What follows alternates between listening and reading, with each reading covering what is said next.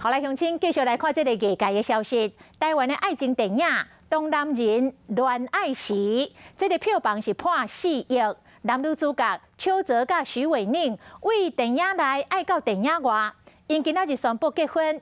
因伫咧网络登映的相片，两个人拢笑甲真幸福、真甜蜜。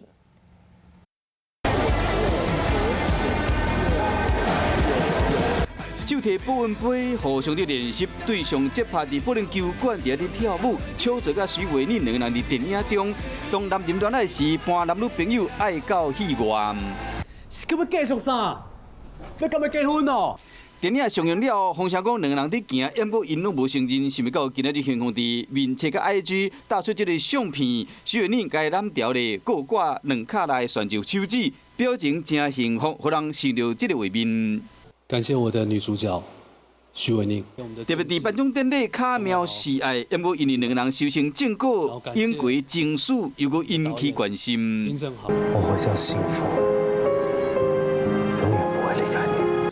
邱泽演过甲真侪位女艺人因戏结缘，杨丞琳、陈乔恩拢捌风声讲甲伊行过，还有甲中国演员董演谈过一场婉距离的恋爱，最后是双脚踏双船来结束。 徐伟宁当年甲阮经天8年的恋情轰轰烈烈，因为最后因为男方的关系不欢而散，嘛捌甲演员王必坚导演听为何？风声讲有伫交往，2017年伊个热爱摄影师刘友莲，因为最后退回朋友关系。捌风声甲邱泽行过张钧甯嘛祝福因会使幸福。啊，到底是不是要请人去经纪公司讲，成婚两个人享受新婚的甜蜜？期待日后再搁讲。